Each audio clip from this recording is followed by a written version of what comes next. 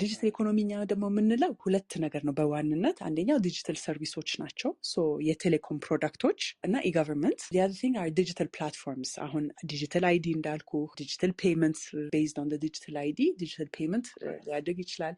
then like cloud services. Thanks again, Myriam. በጣም አመሰግናለሁ። I know ቀደም ብያለሁ ግን ቢዚ ስኬጁል እንደነበረሽ ኖቲስ አድርጌያለሁ with the African Union ሴሽኖች ምናምን እና ደግሞ ያው ባለሽበትን ፖዚሽን ብዙ የተጨናነቀ ስኬጁል እንዳለሽ አስባለሁ። ይህንን ግን አቻችለሽ ከኛ ጋር ደግሞ ለመቆየት ስለመጣሽ በጣም እጅግ አድርጌ አመሰግናለሁ። በድጋሚ thank you ስለጋበዛችሁኝ በጣም አመሰግናለሁ። አሁን ገና ቤት መግባቴ ነው actually። ዋው so the ኢቨንቶቹ ምናምን አለቁ ማለት ነው? አለቁ፣ በሰላም አለቀ፣ እግዚአብሔር ይመስገን። በጣም ጥሩ ሰሚት ነበረ። ያው አለቀ። ያው ደስ ይላል። ጥሩ ሆኖ ማለቁ ደግሞ ደስ ይላል። exactly yeah so ምናልባት ያው ጉግል አርገው ቼክ አርገው የመጡ ሰዎች ሊኖሩ ይችላሉ ስለማንነትሽ ማን እንደሆንሽ ምናልባት ኢንፎርሜሽን የማይኖራቸው ሰዎችም ይኖራሉ ፖድካስታችን ላይ የሚያዳምጡ። ስለዚህ ምናልባት አጠር ያለ የሆነ ብሪፍ የሆነ ባዮ ስለራስሽ ብትነግሪን፣ ምናልባት ደግሞ ተደጋጋሚ ጥያቄ ይጠይቃሉ ይሄንን ብዙ ጊዜ እንግዶቼ። የመጀመሪያ ደሞዝሽን ምን ሰርተሽ አገኘሽ? የእንቁጣጣሽ አበባም ሊሆን ይችላል፣ አበባዮሽም ሊሆን ይችላል፣ whichever ግን ገንዘብ እንዴት አገኘሽ? Okay. እሺ thank you ተፍ። ተወልጄ ያደግኩት አዲስ አበባ ነው።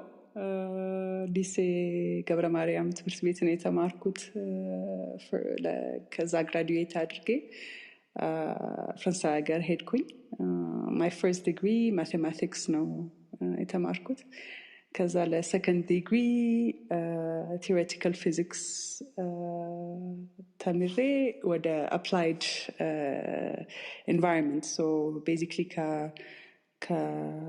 theoretical physics ትንሽ research ላይ መግባት አልፈለኩም so I tried to apply to the real world practical መሆን ፈልጌ ነበር mainly ወደ ኢትዮጵያ መመለስ ነበር ቅዴ so I wanted to apply it and environmental design was a hot topic so environmental science ተምሬ ተመለስኩኝ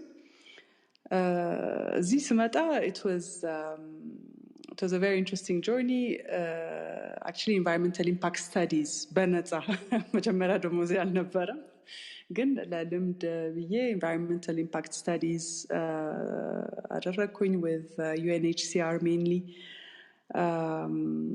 but at the time ICT sector በጣም vibrant ነበር በተለይ system integration ዙሪያ so my first real job was in system integration so basically really baka cabling networking and so on so ወደዛ ስገባ I realized that I needed to certify myself strength was really around concept and design so yeah CISCO certification was I started working for a system integration company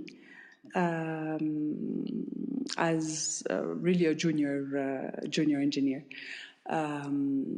ከዛ ወደ ፕሮጀክት ማኔጅመንት ዞርኩኝ ከፕሮጀክት ማኔጅመንት ውስጥ ገባሁኝ and then with a couple of shareholders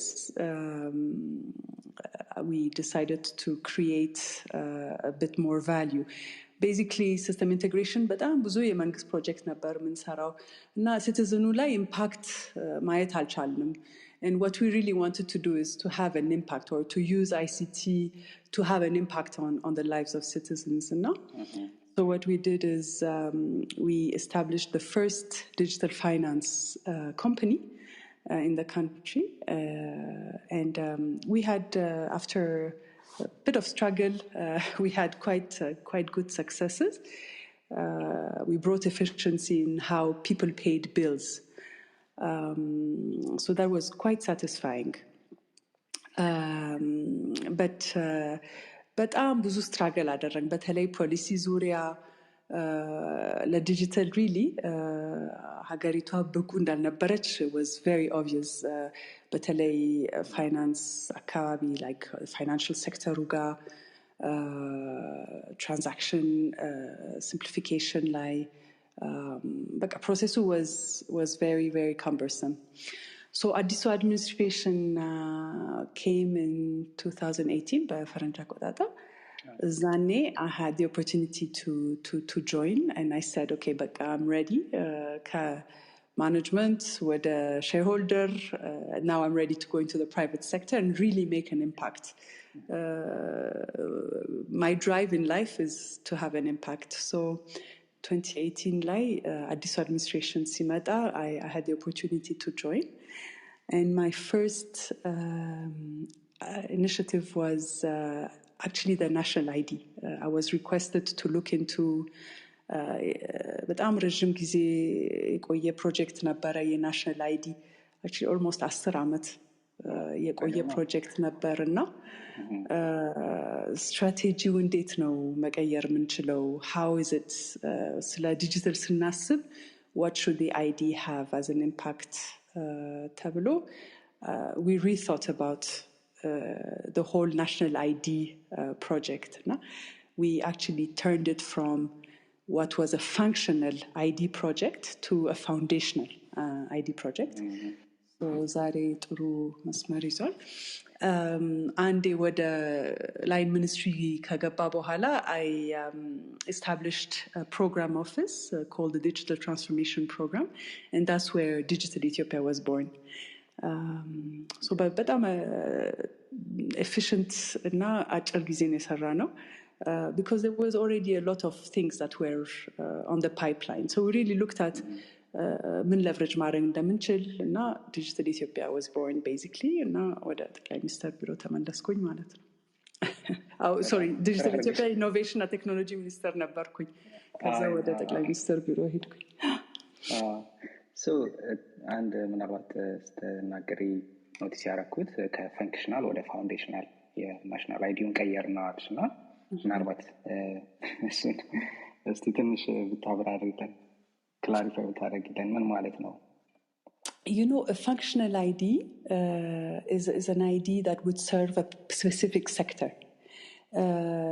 ዛኔ conceptualize የተደረገው ID was really to serve the nationality, basically immigration Ministry of Interior ID. So what we looked at is we looked at the Aadhaar model, which was the Indian model. So what we call a foundational ID is an ID that will serve all sector. It is just አሁን Myriam መሆኔ የሚያረጋግጥ ማለት ነው. So very basic demographic data capture የሚያደርግና solid biometric data ያለው. So ምንም like IDU ሌላ privilege አይሰጥህም except for proving who you are. ከዛ በኋላ መንጃ ፍቃድ ማውጣት ትችላለህ.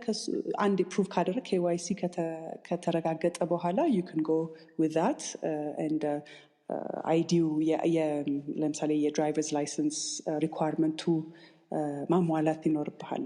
You'll have to be 18, you'll have to have passed the exam and so on and so forth. So functional መስሪያ ቤቶች have their own requirements. ግን ትልቁ ችግር is to prove who you are. አንዳንድ ሰው የተለያየ አይደንቲቲ ሊኖረው ይችላል እና actually በጣም ብዙ አይተናል ሀገሪቷ ላይ people having multiple IDs because we don't have a robust way of proving. And the other thing is digitally authenticate marag. So that's why we call it a digital national ID. That's an interesting kind of separation. እሱ ወደዛ ስለገባሽልኝ እንግዲህ ምናልባት እሱን በጠይቅሽና ሌላውን ጥያቄ ወደኋላ እቀጥላለሁ። እንግዲህ ዲጂታል አይዲ እንዳልሽው መጀመሪያ ፈንክሽናል ነበር፣ የሆኑ ነገሮችን ማስቻል እንዲችል ነበር። አሁን ግን ራሱ አይዲ የአይዲ ኦብጀክቲቭን ሙሉ ለሙሉ እንዲሰራ በቃ አይደንቲፊኬሽን እና ሰውን አይደንቲፋይ ማድረግ እንዲችል ነው የተሰራው። እንግዲህ ወይ that successful እና ሁሉ ነገር ቢሳካ እንደሚሳካ አስባለሁ። ሁሉ ነገር እንግዲህ ፓይለት ፕሮግራም እንደሚጀምር አይቻለሁ። እሱ ሲሆን can a resident of Addis use the digital ID to get loans from bank or ከሐዋሳ ሰው ያንን አይዲ ይዞ ባንክ ቤት ቢሄድ ማንነቱ ታውቋል፣ የት እንደሚሰራ ይታወቃል፣ መስሪያ ቤቱ ሪፈረንስ ሌተር ሊሰጠው ይችላል፣ whoever can be his ማለት ነው ባከር ሎን ሊያገኝ ይችላል በአይደንቲፊኬሽኑ ማለት ነው። ላይክ ለምሳሌ እዚህ ዌስት ላይ ክሬዲት ስኮር የሚባል ነገር አለ። is it going to be used for that kind of social የሆነ ስኮር ሊኖር ይችላል ማለት ነው። በዚህ ከዚህ ጋር ተያይዞ የሚመጣ So አሁን ለምሳሌ credit scoring ስታነሳ that will imply that credit bureau እንዳለን. So credit bureau will use that ID to identify you. So እንዳልኩ አሁን ሚሪያም መሆኔን ያረጋግጣል። በሌላ ስም አለመጠየቄ like ለማረጋገጥ ማለት ነው። But maybe to get a loan you will need to fulfill other requirements. collateral ሊያስፈልግህ ይችላል or ሌላ ነገር ሊያስፈልግህ ይችላል. But the identity part, the fact that you are who you claim to be, እሱን across sector የሚያረጋግጥልህ ሲስተም ነው። ሐዋሳ ሆነ ባህር ዳር ሆነ anywhere ሆነ ማንነትህ የሚያረጋግጥ ሲስተም ይሆናል ማለት ነው። ያ ለምንድን ነው እዚህ ጋር ፕሬስ ያደረኩት? ብዙ ጊዜ ከሀገር ወተን ከምናገኛቸው አንዱ ቤኔፊት ይሄኛው ቤኔፊት ነው። without having anything ሊብሬ ሳይኖረን የቤት ካርታ ሳይኖረን የሚሰጠን ክሬዲት አለ። so that we can actually establish our life እና ብዙ ነገሮችን አኳየር አድርገን በመናገኘው ደሞዝ ክሬዲታችን እየከፈለን ያው it's going to circulate in the economy. አዳዲስ ግራጁዌት አድርገው የሚመጡ አብዛኛው ወጣት እንደ አይነት ኦፖርቹኒቲ ላይኖራቸው ይችላል። they may not have enough የሆነ ሴቪንግ ከፓረንቶቻቸው ምናምን፣ ግን አይደንቲቲያቸው ፕሩፍ ከተደረገ ኒው ግራድ እንደሆኑ ከታወቀ ስቱደንት ሎን እንዲህ አይነት ነገሮችንም I'm not saying this ID would be ወደዛ ራሱ የሚሄድ እንዳልሽኝ ፋውንዴሽን አለ፣ ግን እንዲህ አይነት ነገሮች ታስበዋል ወይ? because ስታርታፕ ማድረግ የሚፈልጉ የሚጀምሩ ወጣቶች ይኖራሉ። they may want to have some money for taxi or some other እንትና እንዲህ አይነት ነገሮች አሉበት ወይ? just hint ልታደርጊኝ ትችያለሽ ካለ፣ ከሌለ ደግሞ እንትን ልባል። Absolutely. Financial inclusion በጣም increase የሚያደርግ ሲስተም ነው። why? because ባንኮቹ አሁን አይቸገሩም KYC fulfill ለማድረግ ማለት ነው። so credit history በቀላሉ ትሬስ ማድረግ ይቻላል። so አሁን ለምሳሌ it's like your social security number in America ማለት ነው። አብዛኛዎቹ እዛ ከሆናችሁ ብዬ ነው። እኔ ካናዳ ያለሁት ግን ተመሳሳይ ነው። Okay. So that foundational ቁጥር will enable you to trace everything that you do from birth to death basically. so ያ ቁጥር ካንተ ጋር የሚያድግ ቁጥር ይሆናል። what loan you've taken, what bills you have paid, credit history bill ለማድረግ በጣም ቀላል ይሆናል ለክሬዲት ቢሮዎቹ ወይም ለቴሌኮም ኢንፍራስትራክቸር ለቴሌኮም ፕሮቫይደሮቹ or for the bank providers. so definitely even for micro loan እኛ ጋር አሁን we think there's a lot of potential for micro loan በጣም important system ይሆናል ማለት ነው። በጣም ጥሩ። ያው ድሬድ ልናረጋው እንችላለን ይሄንን፣ ግን ምናልባት ከኦዲየንስ ጥያቄ ሊመጣ ይችላል። ለበኋላ ልተወው አንድ አይነት ዲቴይሉን ማለት ነው። ምናልባት አንድ ጥያቄ ልጠይቅሽ ከዲጂታላይዜሽን እና ትራንስፎርሚንግ ዲጂታል ትራንስፎርሜሽን እና እንዳየሽው ኦልሬዲ አንቺ እዛው ሴክተር ውስጥ ነው ያለሽው፣ በዚሁ እንትን ውስጥ ነው የቆየሽውም እና you have first hand የሆነ ኤክስፒሪየንስ እና በየትኛው ሌቭል ላይ ነው የኢትዮጵያ ሞር ኢፈርት እየወጣው?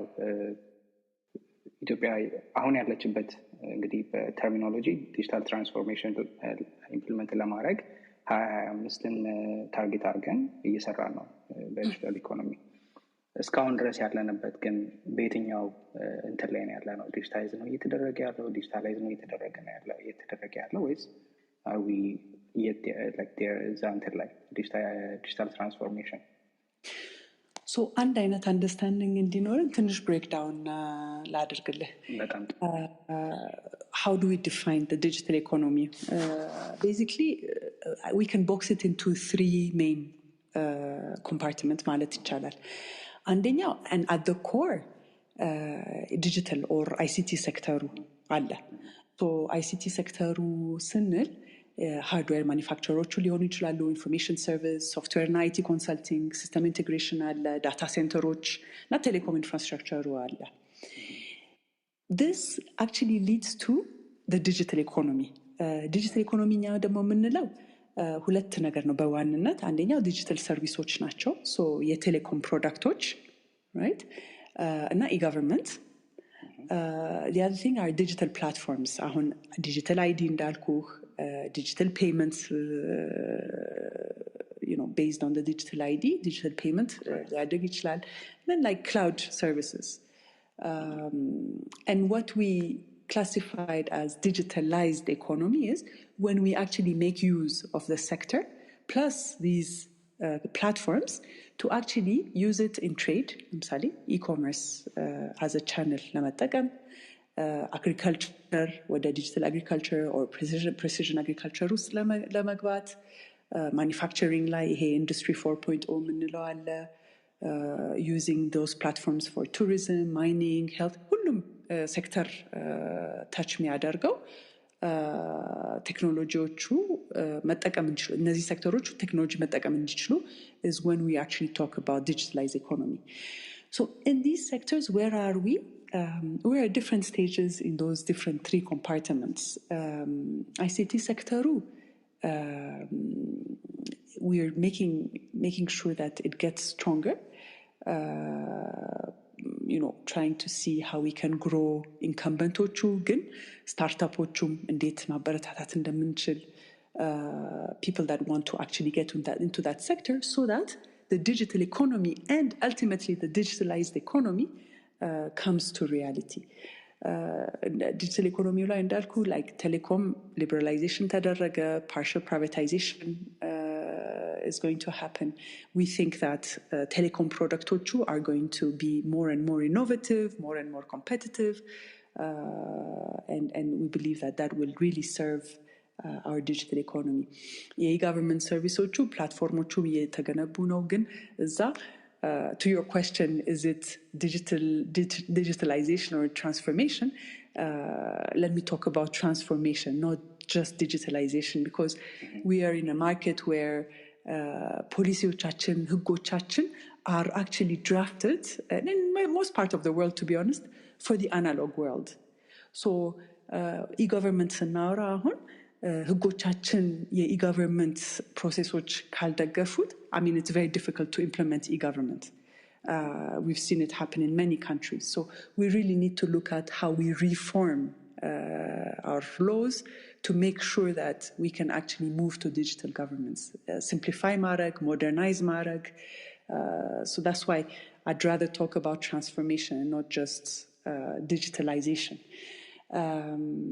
In terms of sectors, አሁን agriculture ላይ በጣም ብዙ የሚያበረታቱ ኢኒሼቲቮች አሉ, like digital agriculture, ቴክ agtech startupሶቹ በጣም እየመጡ ነው. There's a lot of innovation around how to increase food production in the agricultural sector. Mining line, they're more and more using technology to actually make the sector more productive. So education line, health line, we see those sectors adopting. And also, they need a sector to grow. They need the common ያሉት platformoች to actually come into place. አሁን ሁሉም ሰው digital ID ያስፈልገዋል፣ ሁሉም ሰው digital payment ያስፈልገዋል፣ e-government payment ያስፈልገዋል. We need cloud services. We need data centers to be able to host those applications, to be able to serve sectors. So, in a nutshell, ይሄ ነው። በጣም አመሰግናለሁ።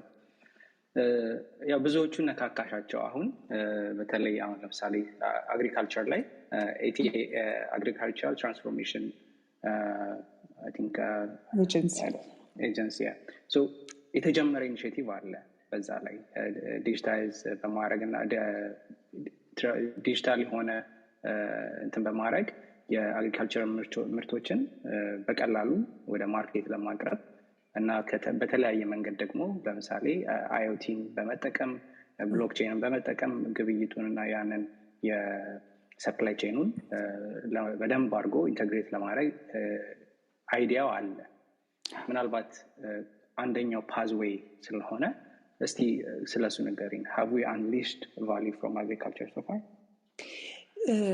we're starting have we used the full potential? No, not yet. እንደምታውቀው ያው connectivity is improving, but we still have to do a lot of efforts around skills, ለምሳሌ around penetration of devices. አርሶ አደሩ ጋር እንዲደርስ ዲቫይሶቹ ማድረግ አለብን ፋሲሊቴት ማድረግ አለብን we need to encourage that እሱ የታክስ ሪፎርም ሊሆኑ ይችላሉ encouraging manufacturing of devices in the country so that prices are driven down but there's a lot of I want to say ATA mentions ስታደርግ ለምሳሌ በIVR even skills ባይኖርም በIVR የሚሰሩት ሲስተሞች አሉ extension service ይሰጣሉ how to plant seeds ምን አይነት ማዳበሪያ መጠቀም አለባቸው depending on the soil they did an amazing job in doing soil mapping of the entire country ስለዚህ soil mapping ስላለን የትኛው fertilizer መጠቀም እንዳለባቸው አርሶ አደሩን educate ያደርጋሉ seed አሁን ለምሳሌ በሽታ የcrop disease how to handle that how to handle crisis በጣም ብዙ ሰርቪሶች አሉ in terms of IoT there are a couple of pilots here and there በተለይ yeah I mean for IoT አሁን ለምሳሌ there's a lot of potential እውነት ለመናገር አሁን if anybody is interested in getting into that ግን to make sure we have productive lands or production fields በጣም ብዙ opportunities አሉ blockchain in coffee was tried and I think there's also some interesting pilots በዛ ዙሪያ ማለት ነው በጣም አመሰግናለሁ ያው ብዙዎቹን in general ነው ልናወራቸው የምንችለው in detail አናወራቸው ምናልባት ግን እንዲሁ መጥቀስ ከተቻለ ቻሌንጅ ምትያቸው ወይ ደግሞ በዚህ አሁን ኤቲ ኢምፕሊመንት ላይ ያደረጋቸው ላሰባቸው ነገሮች ቻሌንጅ ሊሆን ይችላሉ ምትያቸው ወይ ደግሞ ኢሹ ናቸው ተብሎ የሚታሰቡት ነገሮች ምንድናቸው in addition to the connectivity and maybe power grid ሌሎች ነገሮች አሉ ፖሊሲ ምናልባት እዛ ላይ የሚቀር ፖሊሲ አለ ያንን ሰክሰስፉል ለማድረግ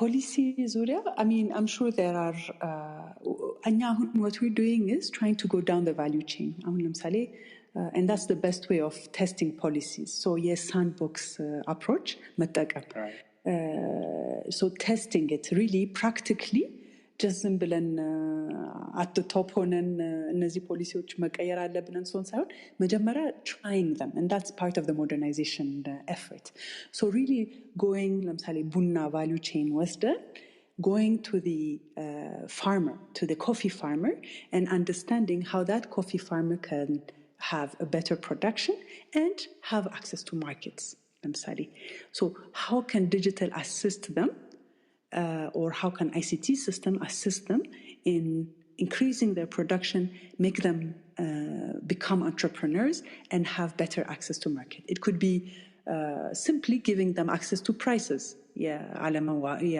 ቡና አለመዋጋ መስጠት ሊሆን ይችላል or giving them a bit of information on how coffee trees need to be better cultivated or changed አሁን aging trees አሉን ቡና ላይ አንዱ ችግር እሱ ነው how to get access to trees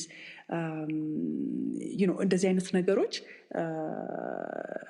we need to do more and more effort going down the value chains and making sure አሁን avocado ላይ በጣም ብዙ efforts አሉ.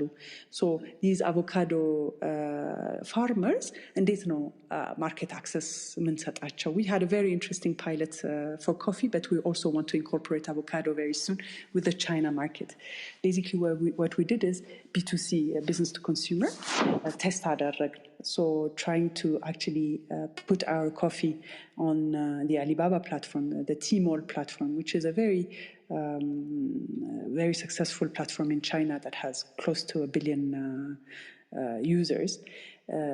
እና በጣም በ5 ሰከንድ ውስጥ actually ከ5 ሰከንድ ያነሰ we sold 10 tons of coffee, which showed the capacity that it has, that the power of technology for farmers. So how do we actually take farmers to make use of technology የሚለውን በፓይለት ነው የሚደረገው. ፎርስ ፖሊሲዎቹ እንዳለ ሆኖ but if we accept the fact that we need to have sandboxes to make the right policy for the right problems, and that's really what this administration is pushing. So it's very encouraging. በጣም ደስ ይላል። በጣም አመሰግናለሁ። ያው ሁሉንም ጥያቄዎች አንደርስባቸውም ለመነካካትና በተለይ ደግሞ የተለየ ፐርስፔክቲቭ ለማግኘት ነው ካለው ከአክቹዋል ካንቺም ለመስማት ነውና ወደ ቱሪዝሙ እንግባ። ቱሪዝም ላይ አንደኛው ፓዝዌይ ወይም ፓዝዌይ ነምበር 4 ቱሪዝምን ዲጂታል ማድረግና ሞር ኮምፒቲቲቭ እንዲሆን ማድረግ የሚል ነው ኦብጀክቲቭ ያለውና ያው ሪሰንትሊ ትሮፒያ የሰለሞን ካሳ ኢኒሺዬቲቭ ሶፍት ላውንች አድርገዋልና እንዲህ አይነት ብዙ ኢኒሺዬቲቮች ሊኖሩ እንደሚችሉ አስባለሁ። ብዙ ችግሮች ተጠቅሰዋል። kind of ኮኔክቲቪቲ እንደተባለው ለሁሉም የሚጠቀሰው ኮኔክቲቪቲ እና ፓወር ግሪድ ነው። ምናልባት ይሄንን እንተውና ፓወር ግሪድ እና ኮኔክቲቪቲ since that's still ongoing እንደ ችግር አንጥቀሰውና ከዛ ውጪ is there የአቅም ችግር ከሰዎች ወይ ደግሞ እዚህ መግባት የሚፈልጉ ሰዎች still they are not able to implement fully ይሄንን ዲጂታል ቱሪዝምን ወይ ደግሞ ያንን ፕላትፎርም መዘርጋት ላይ ችግር አለ? የእውቀት ችግር አለ ነው ወይስ አብዛኛው እዚህ ስራ ላይ የተሰማሩ ሰዎች they don't even need to be on digital platforms? Okay, I'm not aware of the issues that you are raising. ምን አይነት ችግር እንዳጋጠማቸው ባላቅ I mean tourism ላይ አሁን ብዙ ነገር መስራት እንችላለን። ያልተነካ ሴክተር ነው actually to be honest. በተለይ አሁን በኮቪድ we saw how powerful or how important it is digital tourism or digital tools, በተለይ artificial intelligence መጠቀም tourism on the tourism sector. Just starting with very basic thing like consumer profiling. አሁን የሚመጡት ቱሪስቶች ማን ናቸው? ሲመጡ ደግሞ ምንድነው ኢንትረስት ሌቨላቸው? የት ነው መሄድ የሚፈልጉት? ምን ለማድረግ ነው? Why is Ethiopia attractive for tourists? All of that technology is very powerful in trying to understand all of these things. እና targeted marketing አሁን ሁላችሁም የቴክኖሎጂ ተጠቃሚዎች ናቸው። አሁን ለምሳሌ if you start browsing እኔ ቅድም ለልጄ was asking me for a tent. ይሄ ዝም ብሎ tent የካምፒንግ tent ይፈልጋል to put it in the garden. ግን because I browsed the tent Facebook ላይ የtent advertisement መጣልኝ። actually በጣም ደነገጥኩኝ to be honest. That's artificial intelligence. It's targeted marketing. So using this power of technology to promote Ethiopia, to promote tourism in Ethiopia. You know, the power of technology and what we call digital marketing. Once we have consumer profiling, አሁን ለምሳሌ ወደ እዚህ ስትመጡ እንጦጦ ለመጎብኘት ስትሄዱ just having an app that understands your level of interest and guides you to the right places. What to buy in Ethiopia, where to go, where to find this or that, and so on. So on designet platforms, I really encourage whoever is interested in the tourism sector, and that's in technology, to look into how they can make use of artificial intelligence in the tourism sector. Lela is AR or VR. Virtual tour ማረግ አሁን when they land in Ethiopia, ምን መምሰል ይችላል ኤርፖርቱ ምን ይመስላል ከኤርፖርቱ ወዴት መሄድ ይችላሉ የት ነው መብላት የሚችሉት just have virtual tours to encourage people to lay over አሁን hopefully covid ትንሽ እንትን ሲል we used before covid we had 8 to 10 million transit passengers that we can use as tourists to actually come and even visit the town or lay over for 2-3 days to do a trip to Wenchi. And that's where the power of technology comes to actually encourage people, inform people. It's information mainly, depending on the level of... On Emirates ስትገቡ ልክ ጆርኒያችሁ ያነባል ቲኬታችሁ ስላለ like on your screen in the plane it says okay you have a layover of 8 hours and in 8 hours Dubai ደርሰህ ይሄ መግዛት ትችላለህ እዛ መሄድ ትችላለህ it will take you 2 hours to do that 3 hours to do that it's very powerful tools that gives you options on what to do and how to do it so that's what on digital Ethiopia like it's really encouraging or showing the potential of these kind of technologies to increase tourism and to make sure that tourism is used to its potential. But I'm underutilized የሆነ sector ስለሆነ and all over Africa actually African Union ላይ these last 2 days ብዙ ጊዜ ተነስቷል. One of the potential of Africa is tourism, untapped potential ማለት ነው. በጣም ጥሩ ምናልባት ተጨማሪ ጥያቄዎች ሊኖሩ ይችላል ኮዲንስ እስቲ ወደ በኋላ ደግሞ ከጥያቄ ከሌላ እኔ መጨመራቸው ጥያቄዎች ይኖራሉ በዚህ በቱሪዝም ወደ ሌሎቹ ልሂድና እንግዲህ ስለ ኮኔክቲቪቲ እናወራለን ስለ ፓወር ግሪድ እናወራለን ምናልባት የዛሬ 3 አመት 4 አመት በዚህ ሮል ላይ መግባት ከጀመርሽ በኋላ ብዙ አሰስ ያረጋቻቸው ነገሮች ይኖራሉ ያስባሉ ከዛም በፊት ደግሞ እዚሁ ላይ ስለነበርሽ ምናልባት ምን ያህል ተቀይሯል ታያለሽ እና ምን ያህል ነው መጠበቅ ያለብንና ይሄ ኮኔክቲቪቲ እና ፓወር ግሪድ ኢሹ ለአይቲ ኢኔብልድ ሰርቪስ ኦብስታክል የማይሆነው ኢንፍራስትራክቸሩን ሂንደር እያደረገ ያለ ይመስለኛል በጣም ሰፊ የሆነ ዳታ ሴንተሮችን ቢውልድ በማድረግ እንግዲህ ሰልፍ ራሳቸውን ችለው እንትን ሳተላይት ኮኔክቲቪቲ ወይ ደግሞ ሰልፍ ኢኔብልድ የሆነ ፓወር ግሪድ ራሳቸው ኦፍ ግሪድ የሆነ እንትን ካልሆነ በስተቀር ብዙ ኢንፍራስትራክቸር ላይ መስራት የሚፈልጉ ካምፓኒዎች ላይመጡ ይችላሉ ዳታ ሴንተርንም ላይ ከፍቱ ይችላሉ because it's going to be too costly ለነሱና ምን አይነት ቼንጅ አይተሻል ምናልባት ደግሞ ምን ያህል ይቀራል at least not to complain on the power and the connectivity በኢንተርኔት ኮኔክቲቪቲ ልጀምርና ወደ ፓወር ይላል ኢንተርኔት ኮኔክቲቪቲ it's incredible የዛሬ 2-3 አመት even 3 አመት I mean connectivity was the biggest on tech sector ላይ ስብሰባ ስንጠራ or እኔም ራሴ ማለት ነው private sector ላይ ያለውኝ my first complaint was about connectivity ይቋረጣል redundancy ማግኘት አንችልም and so on now እውነት ለመናገር it's no longer an issue and you can talk to the BPOs እዚህ ያሉት BPO IT enabled services ላይ የተሰማሩት ድርጅቶች connectivity has been really improved አሁን ደግሞ ሳፋሪኮም ሲመጣ yesterday in fact they did the first testing we believe it's going hell of social media historic day ጎበዝ ናቸው በማርኬቲንግ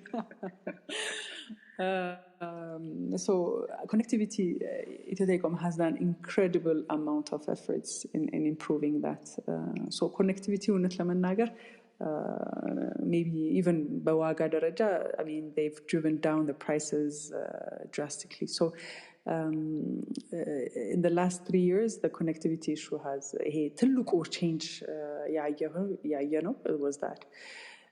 Power light in major cities, it's getting much better. አሁን አዲስ አበባ almost መብራት I mean እንደ ከድሮ ስናስተያየው መብራት የተቋረጠ ማለት እየተቋረጠ አይደለም ማለት እንችላለን. There's been a lot of improvement. Rural life is still an issue. As you know, there's been a lot of efforts on of course grid in building new grids, but also off-grid technology. አንዱ ትልቅ off-grid ላይ ተጽዕኖ የነበረው was payments.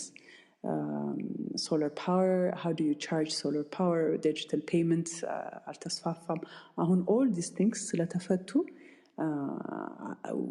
we can expect a major improvement around power, off-grid and on-grid power ማለት ነው. በጣም ጥሩ። ያው እንዳልኩሽ ገደም ያው ሌሎች ሰዎች ብዙ ጥያቄዎች ሊኖራቸው ስለሚችል ገና ሲባል ካልጠየቁ ግን እጠይቅሻለሁ ተጨማሪ ጥያቄዎች ማለት ነው።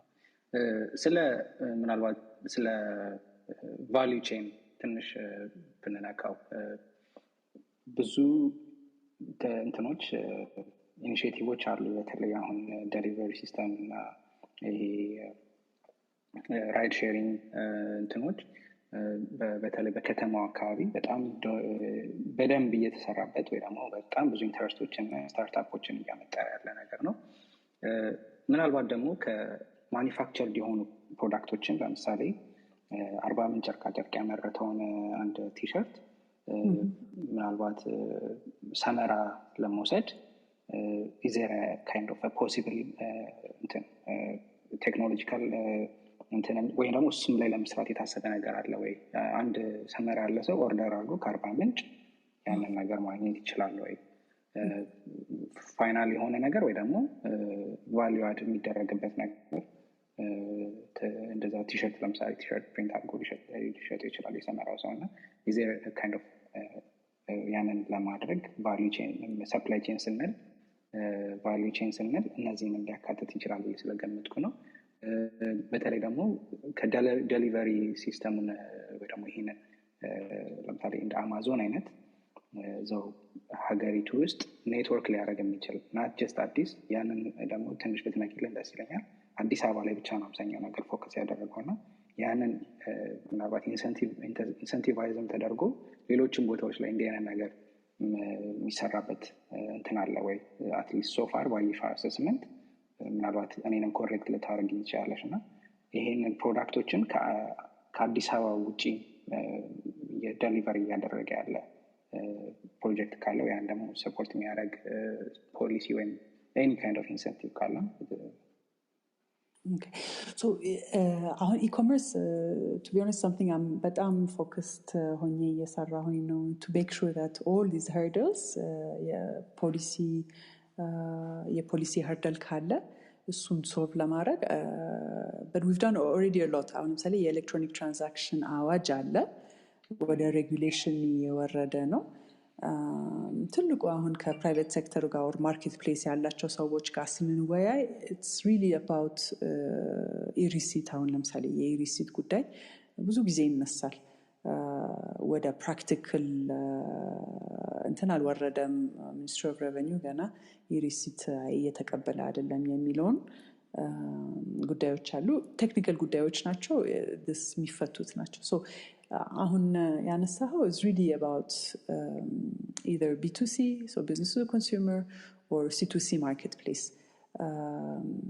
Private sector ወደ marketplace invest ማድረግ ሲጀምር we will definitely encourage ከአዲስ አበባ ውጭ እንዲሆን so what do we require? ለe-commerce marketplace ያስፈልገናል፣ payment ያስፈልገናል፣ logistics ያስፈልገናል, and then we need some sort of data analysis. So በፖሊሲ ደረጃ አሁን as policy makers ለማርኬትፕሌሱ ችግር የለውም ምንም የፖሊሲ ጉዳይ የለም። I mean anybody can do any marketplace like you said Amazon like or eBay like either B2C or C2C or B2B and then India Mart or Alibaba platforms.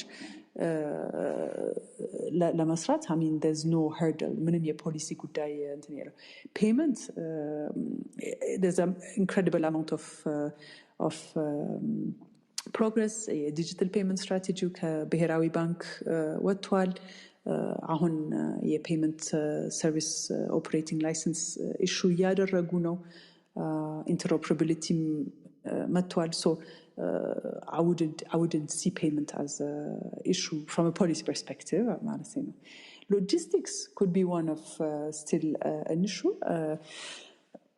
because fulfillment centers ያስፈልጉናል warehousing እና የፓኬጂንግ capacity ያስፈልገናል እሱን we need to really make sure that our private sector ወደ packaging እንዲገባ logistics ላይ አሁን ride hailing እንዳልከው is very successful አሁን ራይድም ራሱ or other ride hailing platforms ከአዲስ አበባ መውጣት እየጀመሩ ነው ሐዋሳ ለመሄድ እየጀመሩ ነው ፖስታ ቤት ደግሞ ይሄ አሶሲዬሽን አለ የሎጂስቲክስ ሰርቪስ አሶሲዬሽን አብዛኛው ስታርታፖች ናቸው አብዛኛው የቴክኖሎጂ ተጠቃሚዎች ናቸው like they have technology platforms so we see some beginning of things happening around that ያው data for merchandising product and services የዳታ ሴንተር ጉዳዮች ናቸው I mean can this marketplace host their systems in Ethiopia do we have data centers አሁን 4 data centers are coming up hopefully in the next 3 to 6 months we will see good progress around there በጣም ጥሩ ምናልባት ስለ ሎጂስቲክስ ታውሪ ምናልባት የረሳሁት ነገር አስታውሽኝ ጂፒኤስ ኢትዮጵያ ላይ ምን ያህል ፓወርፉል እንደሆነ አላውቅም ወይ ደግሞ ለምሳሌ እኔ ቶሮንቶ ነው ከቶሮንቶ ካለበት ቦታ ወደ ኤርፖርት ሲሄድ I know where የትኛው በር ላይ እንደምገባ የትኛው ተርሚናል ላይ እንደምወርድ ታክሲ ቢሆን በራሴ መኪና ብሄድ ምክንያቱም ዌል ዶክመንትድ ነው እሱ አፕሊኬሽኖቹ ላይ ኡበርም ብጠቀም ኤቭሪቲንግ ማለት ነው I don't know አዲስ አበባ ሪሰንትሊ ስላልመጣው እና how it works ስለማላውቀው ምናልባት ይሄ ማፕን በሰፈር ደረጃ ይሄ በእንትና ሱቅ አጠገብ በሚለው ደረጃ ነው አሁንም የሚሰራው ወይስ ደግሞ በሀገሪቱ በእያንዳንዱ ቦታ ላይ ይሄ ለሎጂስቲክ በጣም ትልቅ ኢምፓክት ያለው ነገር ተሰርቷል ምናልባት ካልተሰራ ደግሞ is there any initiative እንትን ለማድረግ Yes, there is addressing እየተሰራ ነው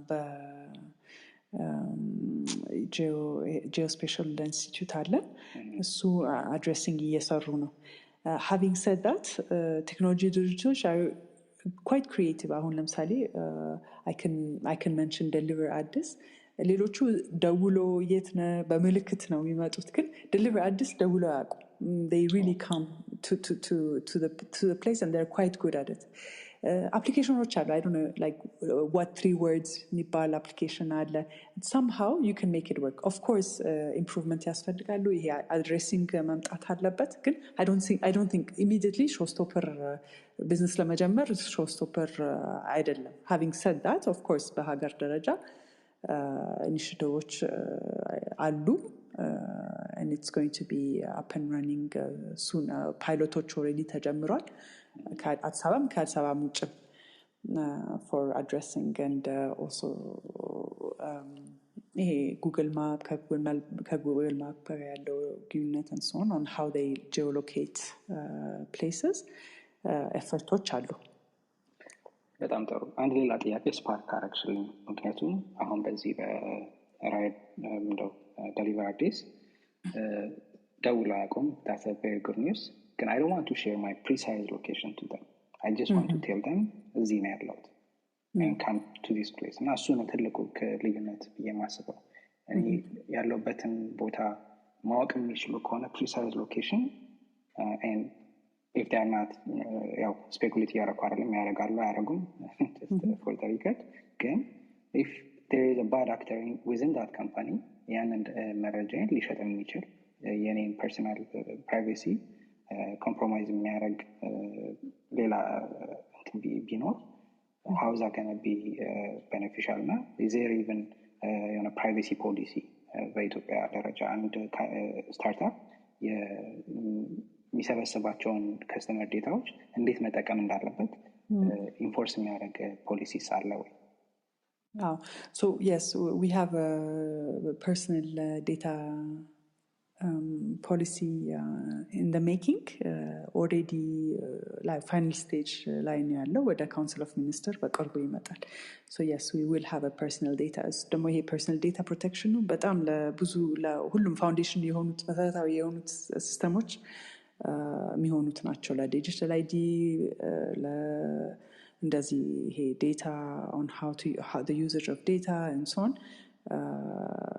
It's absolutely crucial, and it's something we started about 2 years ago. But ረጅም ጊዜ ፈጀ because I mean it's a complex process. We had to ሁሉም ሰው ማየት ነበረብን, and I think now it's in final stages with the Council of Ministers ይሄዳል በቅርቡ። በጣም አመሰግናለሁ። I think ጥያቄዎችን ብዙዎቹን ያው ሰመራይዝ እያደረኩ ነው የጠየቅኩሻለሁት እና ምናልባት ከኦዲየንስ ከማምጣቴ በፊት አንድ ጥያቄ ልጠይቅሽ about the broader ecosystem ስለ ሰው እናወራ። ሰው ስንል ብዙ ስለ ኢኮሲስተሙ ዶክመንቴሽኑ ላይ ሳይሆን ፎከስ ያደረገው እየተማረ ያለው ኃይል ላይ ነው። ጥሩ ነው፣ ዲጂታሊ ኢኩዊፕድ እንዲሆን በዛ ዌር እንዲሆን እና በዛ ሞር ኢምፓወር እንዲደረግ ነው። ነገር ግን አሁን አክቹዋሊ ወርክ ፎርስ ላይ ያሉትን አሁን ስልጣን ላይ ያሉትን ፖዚሽን ኖሯቸው በሹመትም ይሁን በችሎታም ይሁን በየትኛውም እንትን ፖዚሽን ይዘው ያሉ ለምሳሌ አንቺ በጣም ብዙ ኤክስፒሪየንስ እንዳለሽ አውቃለሁ። ባክግራውንድሽ በዚህ ኤሪያ ላይ እንዳለ ይሄ ትልቅ ነገር ነው። መንግስትም እንደዚህ አይነት ነገሮችን ማድረጉ ጥሩ ነው። ግን ሌሎች በእንዲህ አይነት ፖዚሽን ላይ የሚሰሩ ሰዎች how are we doing on empowering those people? እዚህ ካምፓኒዎች ላይ እንደ መንግስት የሚከፍላቸው ድርጅቶች ላይ ኢቨን ፕራይቬት ሴክተር ላይ ያሉ ሰራተኞችን ዲጂታሊ አዌር እንዲሆኑና ሞር ደግሞ አጃይል ሜንታሊቲ ቢልድ ለማድረግ ምን ተሰርቷል ያለሽ? ምናልባት ተማሪዎቹ እየተማሩ ነው፣ እሱን ያው በትምህርት ሚኒስቴርም በተለያየ ኢኒሼቲቭ ተማሪውን ኢኪፕ ማድረግ ይችላል። at least I can see that it would happen based on the plan ማለት ነው። ግን ይሄኛውስ እንዴት ነው? አልተረሳም ነው? So it's a good question. I think ጥያቄ is about the modernization agenda. Coordination, agility እንዳልከው አሁን to break the silos digital cross sectorial ስለሆነ you need to understand usually actually initially ስጀምር ስለ digital or ስለ ICT ሳነሳ people would think data center or server database, whereas I was not talking about computers or servers or databases. It's really digital, how to actually use digital in a specific sector, and how does technology ሌላው engineers አሉ that can handle the data centers and the databases. So soon how can we break it? And digital skills, starting with government employees or even leaders in building digital skills is definitely what the digital economy ለመሄድ it's definitely necessary. We have the privilege of having a prime minister that is extremely technology oriented, so people do make effort. አሁን ለምሳሌ ካቢኔት ላይ all the ministers make a lot of effort in looking at the digital agenda and ወደ digitalization ለመሄድ በጣም ጥረት እየተደረገ ነው, because they have understood the power that digitalization has over our economy and how እንዴት accelerate ማድረግ እንደሚችል development. So that's really good at leadership level. ከዛ we need to actually also train ወረዳ ላይ ያሉት አሁን ለምሳሌ ወደ digital ማሰብ እንዲችሉ it's also trying to and the technologists too have to make effort in making sure that the back-end systems are easy. ሁሉም ሰው ኢንጂነር መሆን የለበትም ስለ ዲጂታል ኢኮኖሚ ስናወራ it's really more the users. We're not talking the sector is the main the people that will do the work or the bringing efficiency. ሌሎቹ ዩዘር መሆን አለባቸው. How do we make that friendly? ከትምህርት ቤት መጀመር አለበት. Like Ministry of Education has now new has included digital in the STEM initiatives. So, it's a silver bullet yellow. It's really multiple things that need to be done. ወደዛ ማሰብ እንችል ማለት ነው. So, yeah. በጣም አመሰግናለሁ. I wanted to poke even more እዚህ ላይ ምክንያቱም ትልቅ ኢምፓክት አለው ብዬ አስባለሁ. To be clear, like objective ምንድነው? በዞርዶችን በመጠቀም ብዙ ቦታዎች ላይ ኢንተርቪው ማድረግ ይቻላል. እዚህ ዌስት ራሱ ማለት ነው. ጥሩ በዞርዶችን there are so many ways to trick interviewers how የሆነ ነገር እንደምታውቂ ያስመስለሽ ፖዚሽን ለማግኘት ብዙ ምክሮች አሉ, ብዙ እንትኖች አሉና beyond that ያለውን ነው more እኔ በጣም ፐርሰናሊ እንትን ማድረግ የፈለኩት ምክንያቱም ሰው ኢንስፓየርድ ሆኖ በሊደሮች ኢንስፓየርድ ሆኖ more equipped ሲያውቅ ደስ ይላል. ግን ደግሞ how is that measured? ምን ያህል እንትን አለው ኢምፓክት አለው ለውጡ? ኦኬ ተለውጧል፣ እሺ በዞርዶች አሉ፣ ቴክኖሎጂን ዲጂታል እየተባለ ነው በየቦታው በቃ እንትን ኢምፕሊሜንቴሽን ምናምን ተብሎ እየተወራ ነው። ግን is it even done so far? like የተሰራ ነገር አለ ወይ? የወጣ ነገር አለ ወይ? ከዛ አውትካሙ አለ ወይ ነው ፕሬስ አርጌ ልጠይቅ የፈለኩት። ሜቢ ኔክስት ታይም ላይ በደንብ ልናወራው እንችላለን። ምክንያቱም I don't want to push ያንን ጥያቄ too much እና እንትን እንዳላረገው because ይሄ በጣም ላንቺም ሂንደር ሊያረግሽ እንደሚችል አስባለሁ በምትሰሪበት እንትን። በዛ ለምሳሌ አንድ ምሳሌ ልናገር። ኢንዱስትሪ ሚኒስተር ወይ ደግሞ ኢኖቬሽን ሚኒስተር ለስታርታፖች ፈቃድ ሊሰጥ ይችላል without having an office። ግን ደግሞ የትሬድ ሚኒስተር if you don't have office, if you don't have physical location, I cannot give you ያንን ይላል። እነዚህ ሁለቱ አይገባቡም። ኢኖቬሽን ሚኒስተር ወይ ደግሞ ኢንዱስትሪ ሚኒስተር ያለው የቴክኖሎጂ አዌርነስ እና ትሬድ ሚኒስተር ያለው የቴክኖሎጂ አዌርነስ ጋፕ እንዳለ አሁንም ድረስ ኢቭን ዶክመንትድ ነው። አሁንም ድረስ እንዳለ ኢቭን ማይካድ ነገር ነው። it's የሆነ አንድ ባለሙያ ነው የተሳሳተው ሳይሆን ሙሉ ኦርጋናይዜሽኑ የክፍተት አለውና ይሄ ቢዮንድ ባዝወርድ ነው። it's actually impacting new startups coming up all the way። ያንን ስትራግል አድርገው ብዙ ነገሮችን እንግዲህ አኳየር አድርገው ፈንዶችን አኳየር አድርገው ማለፍ የማይችሉበት ደረጃ ላይ ይደርሳሉና ዛሬ እንደውም የወጣ አንድ አርቲክል ነበር በቢዝነስ ኢንፎ ኢትዮጵያ መሰለኝ ተመሳሳይ ነገር ችግር እንዳለና ኢቨን አሁን ስታርታፕ እንትኑ ምናልባት ሂንደር ሊደረግ እንደሚችል እንደውም ብዙ ማለስማማበት ነገር አለው አርቲክሉ። ግን ደግሞ ይሄኛው ትንሽ እንትን ብሎኛልና ይሄ ብዙ ውሳኔዎች አፕሩቫል ፕሮሰሶች ያሉበት ሌላ እንትን ነው እየመጣ ያለው የሚል ነገር አለና ምናልባት ሰግዌይ ወደዛ ልውሰደውና ይሄ ስታርታፕ እንትኑ ፕሮክላሜሽን ወይ ደግሞ ህጉ የሚወጣው ህግ የሚጸድቀው ህግ ሬጉሌሽን ለስታርታፖች እና ኢኖቬሽን ተብለው ካታጎራይዝ ለሚደረጉት ምን ያህል ስቲል ይሄ ቢሮክራቲክ ፕሮሰስ ነፃ ሊሆን ይችላል? አንዱን ስታርታፕ አንተ ስታርታፕ ነህ፣ አንተኛው ደግሞ ኢኖቬሽን ነህ ብሎ ሰፓሬት የሚደረግበት ፕሮሰስ እንዴት እሱስ ነገሮችን ሊያፈጥን ይችላል ብላችሁ ታስባላችሁ? So I think ጥያቄ essentially የኮኦርዲኔሽን ቻሌንጅ አለ ነው in a nutshell። ኮኦርዲኔሽን ከአንዱ ሚኒስትር መስሪያ ቤት አንደርስታንዲንግ ራሱ አንድን ቴክኖሎጂ ነው ይሄ ቴክኖሎጂ ኦንላይን ነው የሚሰራው ኦፊስ አያስፈልገውም ያለው አንዱ ድርጅት ኮኦርዲኔሽን ቢሆን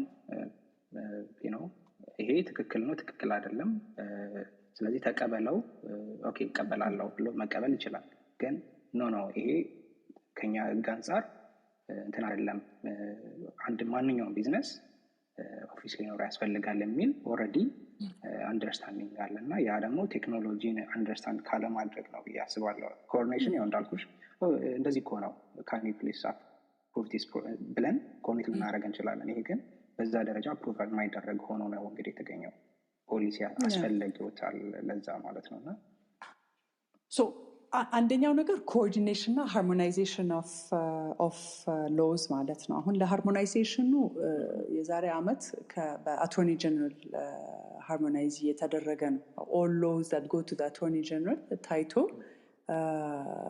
ክሮስ ሴክቶሪያል ስካን አድርጎ ነው ወደ ካቢኔት የሚሄደው አፕሩቭ የሚደረገው ሶ እሱ actually በጣም ብዙ ችግሮች ቀርፏል የኮኦርዲኔሽን እና የሃርሞናይዜሽን ችግሮች አሁን ሪሊ መሬት ላይ ያሉትን እኔ ሪሊ በዳያሎግ ይፈታሉ የሚለው እላለሁ ሶ encouraging sectors to have more and more dialogue with the private sector you know ይሄ policy change in terms of saying the private sector needs to drive the economy የዛሬ 3 አመት ነው የመጣው ከዛ በፊት private sector was there ግን I mean they were forefront ላይ የነበረው መንግስት ነበር now really there's a genuine wish and it's in all our development strategies the private sector needs to drive the economy እሱ ካልን በኋላ ሴክተሮቹ have a lot of dialogue with the private sector ተደማጭነት አላቸው and I think and in all meetings we say private sector needs to raise their concern at all times and those concerns are heard and listened to so dialogue መቀጠል አለበት ስታርታፖቹ ኢሹዎች እንዳሏቸው እናውቃለን and that's why we have a startup proclamation coming up ይሄ ያድራሻ አሁን ያነሳው I know I've heard that before እንትን ህግ ላይ የለም ግን እዛ actually ስትሄድ አድራሻ ይጠይቁሃል because የታክስ የሬቨኒው ኢሹ አለ so እዛ የሬቨኒው ላይ or የታክስ ህጉ ላይ what is blocking የሚለው ነገሮቹ መፍታት so what I want to say is do we have issues maybe yes challenges ይኖራሉ ግን there's a lot of will and effort እነዚህ ነገሮች ለመፍታትና ሴክተሩ እንዲያድግ የሚያደርጉት ነገሮች በጣም ብዙ ጥረት እየተደረገ ነው so I think on that note ብቶ ይሻላልና ዳያሎጎቹ መቀጠል አለባቸው እኔ መስማማለሁ ዳያሎጎቹን ሞር እንትን ለማድረግ I think opportunities እንደሚኖሩ አስባለሁ at least open የሆነ conversation በተለይ ደግሞ እንዳልሽው የፕራይቬት ሴክተሩ ሊድ ማድረግ ካለበት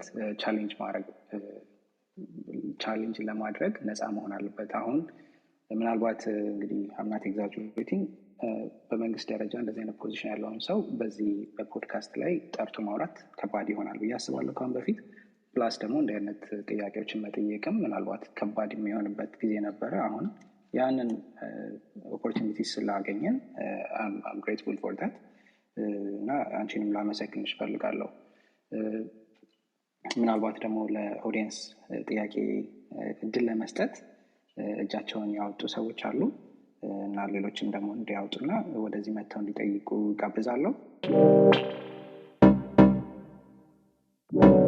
ስለዚህ ወደ ጥያቄዎች እንሂድ አባጊዮን please go ahead okay thank you በጣም okay እኔም አሁን መጨረሻ ላይ አንተ ያነሳውን በጣም እጋራለሁ እና ሜሪያምን በጣም ማመስገን ፈልጋለሁ በሶሻል ሚዲያም እዚህም ላይ ፖድካስት ላይ ሶሻል ሚዲያ ላይ ራሱ ኮንቲኒየስሊ የብሪጅ በማድረግ በተለይ ውጭ ያለውን ሰው መረጃዎች የወጡ ህጎችን ከበር በማድረግ ለምታደርጉት ጥረት በጣም አመሰግናለሁ መጀመሪያ ያለኝ ጥያቄ actually ሁለት ነው ናሽናል አይዲ እና ፔመንት ሲስተም ላይ so maybe እንደገና መለስ ይሆናል አንድ ብቻ የሚፈቀድ ከሆነ so የመጀመሪያው ጥያቄ ናሽናል አይዲውን በተመለከተ አብዛኞቹ ሁለተኛው ጥያቄም ላይ ያለው የፔመንት ሲስተም ሬጉሌሽኖቹ የኢንስትሩመንት ኢሹርም ፔመንት ሲስተም ኦፕሬተርም የኬዋይሲ ሪኳየርመንት አላቸው ሌሎችም በተለይ ፕሮዳክት ዲቨሎፕመንት ላይ የኬዋይሲ ፕሮሰሱ ያው ለዲቨሎፐሮቹም ኤኒ ዝም ብሎ ኢንዲቪጁዋልም ለኢንስቲትዩሽንስም ፕሮዳክት ዲቨሎፕ ሲያደርጉ የኬዋይሲ ሶ የናሽናል አይዲ ኢንቴግሬሽን መች ነው አቫይሌብል የሚሆነው? ኢቨን ያ ኢንቴግሬሽኑ ለምሳሌ አንድ ፕሮዳክት ዲቨሎፐር ጀስት ቢሮክራቲክ ፕሮሰስ ቀጥታ የፐብሊክ አክሰስ ኖሮት ለኤኒ ዝም ብሎ ኤኒ በቃ ፓሽኔት የሆነ ዲቨሎፐርም ኦር ኤኒ ፕሮዳክት ዲቨሎፐር እንደዛ አይነት አክሰስ ይኖረዋል ወይ? ፕላኑ የናሽናል አይዲ ፋይናላይዝ ሲሆን የኬዋይሲ ፕሮሰሱን ኢንቴግሬት ለማድረግ ኤኒ ባዲ አክሰስ ይኖረዋል ወይ? ምክንያቱም አይ ቲንክ ቤዚክ ኢንፎርሜሽን የያዘ ስለሆነ ያው ሌሎች ፋይናንስ ጋር ኢንቴግሬት ሲሆን የፋይናንስ መረጃ፣ ሄልዝ ሲሆን የሄልዝ መረጃ አታች ይሆንበታል። ግን ይሄ ፒውርሊ ጀስት ባዮሜትሪክ ኤንድ ቤዚክ የያዘ ስለሆነ ፐብሊክ ላይ አቫይሌብል ይሆናል የሚል ግምት አለኝ እና እንደዛ የሚሆን ከሆነ መቼ የሚለውን ታይም ላይን አለ ወይ እሱ አቫይሌብል ይሆናል የሚለውን ነው። actually now እንደ እየተጀመረ ነው። so 100,000 in quarter 1 እናገኛለን and the actual processes and so on develop እየተደረጉ ነው። you can follow it on EID website አላቸው። website is quite transparent፣ ፕላኖቹ አሉ how and when የሚለውን in a quite transparent manner if ይደረጋሉ። so I'll encourage you to follow that. Okay, thank you. Thank you. Yes, please go ahead. Thank you, Tef. Thank you, Myriam. የሱ ባላለው ከዲጂታል ትራንስፎርሜሽን ኢትዮጵያ አሶሲዬሽን በዚህ አጋጣሚ ይሄንንም ለመናገር ነው። የነ ሜሪያም እየሰሩት ያሉት በጣም ትልቅ ስራ ነው።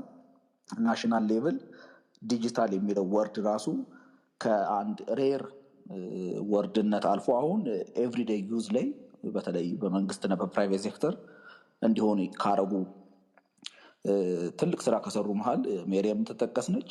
ለሜሪያም ለመጠየቅ የፈለኩት ምንድነው ዲጂታል ኤዱኬሽን ላይ እንደ ዲጂታል ሌላው ላይ እየተሰራ እንደሆነው እየተሰራ አይደለምና ትምህርት ቤቶች ላይ ለምን አልተጀመረም? ለምሳሌ ትምህርት ቤቶች ላይ አንድ ፈነል ውስጥ ስለሆኑ በተለይ የመንግስት ተማሪዎች ብዙ ናቸውና ለምን እዛ ጋር የዲጂታል እንደ ትምህርትም ሆነ ወይ በሆነ መልኩ እንዲተገበር ለምን ፖሊሲው ላይ ፕራዮሪቲ ለማልተሰጠውም ወይስ ከተሰጠውም ደግሞ ያለ ኢኒሺዬቲቭ ካለ ብታሳውቂ ነው የሚል ነው። Okay, so digital education አሁን ባለፈውም ተነስቶ ነበር ስብሰባ ላይ thank you yes for your question ፕላትፎርሞቹ ዲቨሎፕ ማድረግ I think አንዳንድ ፕላትፎርሞች አሉ። በፖሊሲ ደረጃ there is a digital skills strategy እንዳልኩ ቅድም ስቴም ላይ ሳይንስ፣ ቴክኖሎጂ፣ ኢንጂኒሪንግ እና ማትማቲክስ ላይ ዲጂታል አድ ለማድረግ ከልጅነታቸው ጀምሮ እንትን ተደርጓል። so that's from an education perspective የዲጂታል ኤዱኬሽን ፕላትፎርሞች ዲቨሎፕ አልተደረጉም ከሆነ I think from a policy perspective maybe we can talk further ግን showstopper አለ ብዬ አላስብም። I think that's my answer. ግን ካለ I'm more than willing to listen to what those are. I mean ለፐብሊክ ስኩሎች እና ለገቨርንመንት ያው ፕራይቬት ላይ አሁንም ቢሆን ከትምህርት ሚኒስቴር ጋር ያለ ሂንድራንስ ይኖራል። ግን በተለይ ገቨርንመንት ላይ እንደ አንድ ጥሩ አጋጣሚ ነው ኦፖርቹኒቲ ነው ብዬ ስለማስብ ነው ሁሉም ላይ አንዴ ዲፕሎይ መሆን የሚችል ነገር ከገቨርንመንት ሳይድ አልተሰራም። ያው ኢኒሺዬቲቮች አሉ። ለምሳሌ አሁን የታብሌት ኢኒሺዬቲቮች አሉ to actually distribute tablets for digital በተለይ በኮቪድ የተጀመሩት ኢኒሺዬቲቮች አሉ። how do we accelerate that could be one of the questions. ግን አሁን again at a policy level hindrance ያለ አይመስልኝም። ለምን አልተሰራም ሌላ ጉዳይ ሊሆን ይችላል። ከትምህርት ሚኒስቴር ጋር መናገር እንችላለን። ግን በፖሊሲ ደረጃ ምንም ሾስቶፐር እንደሌለ ነው የማውቀው። Thank you. Thank you. Thank you also for the questions. Yapsra, please go ahead. Okay. Thank you, Taf, for having hosted Arak. Thank you, Myriam, for being here. Any question particularly? Like for the past few years, I'm currently actually a graduating student. Again, for the past few years, 5 years, I have been involved in the crypto space, if you know about it. Not like one thing I've been trying to do is, of course, push the digitization, of course, when it comes to our country now. We lack a lot in those regards in aspects. And notice gap is tokenization. Basically, outside the US or basically US an example, but most US basically money are valuable in doing ነገር basically ዶላሯን or ቶከኖቿን ኤክስፖርት ነው የምታደርገው አብዛኛው ነገር ሶ የኛም ብር more valuable እንዲሆን ቴክኒካሊ ማድረግ ያለብን ነገር ቢኖር obviously ብራችን more value ነው ብራችን ኤክስፖርት ማድረግ or more use case ለኛ ከረንሲ መፈለግ ነው so basically tokenization ላይ like ምን እየተሰራ ነው ማለት is there a roadmap and some like ahead that shows or proves that tokenization will be useful in like maybe curbing inflation ሊሆን ይችላል or እነዚህ ነገሮች ብቻ moneyያችን more valuable የሚያደርግ ነገር obviously digitization እንትን ይላል ግን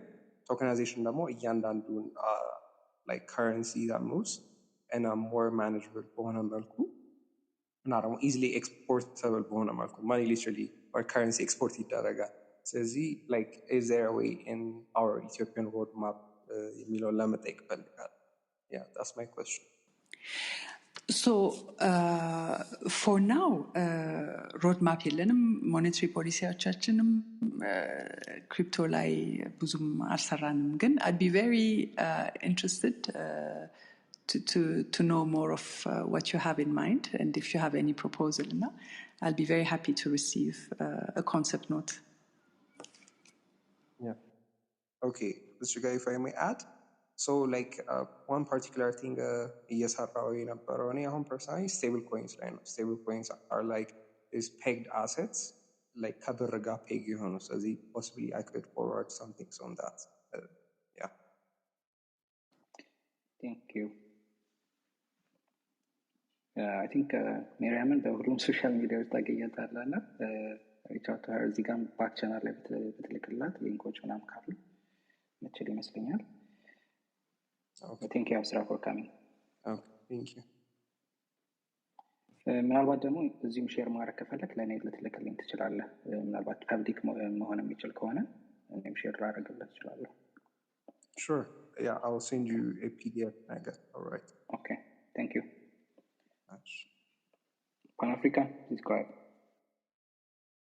hello can you guys hear me yep yeah thank you yeah this is an interesting room thank you for bringing a guest so my question would be it's kind of two in one but one would be so with Ethiopia and the growing demand of privatization and I think you mentioned Myriam that in our earlier times previously we had more protectionism or government controlled or the government holding kind of like the surface before the private sector giving them regulation right and the government having the face front of it so now the private sector kind of leading the goal being the private sector leading Ethiopia's economy we know I think digitalization I think we can use it one of the biggest thing I think would work maybe Bitcoin that's more of a safe standardized blockchain that has been proven to be safe but I know people like Cardano he has a bad track record of basically working with other companies and we see sometimes even with digital IDs right when we privatize our things if we don't put in the right policies to protect the citizens of Ethiopia I think Tef mentioned earlier privacy that will now you've given a private company especially that's not an Ethiopian company kind of the power and they can manipulate it for their political or whatever capitalist agenda so just security, because at the end of the day, everything is security, right? Protecting the citizens and whether it's technology or economics and everything. So how do you feel about, just to wrap the question, how do you feel about privatization, and shouldn't we protect our assets? Because at the end of the day, Ethiopia, we're not, we're not a first world country. We're still trying to develop as a country, and we're getting, we're trying to grow. And because we have, instability in the country and inflation and everything going on right now, some investors have been shying away from Ethiopia. But I understand that, we're trying to make Ethiopia look, hey, come invest, come do this, whatever. But if we don't have any type of strong system or structure to protect our companies, our assets in Ethiopia, for example, Bank of America can come in today and say, because we don't have a strong bank, they could just come in and take over because they have the capital and the resources. So don't you think we should have some type of protectionism and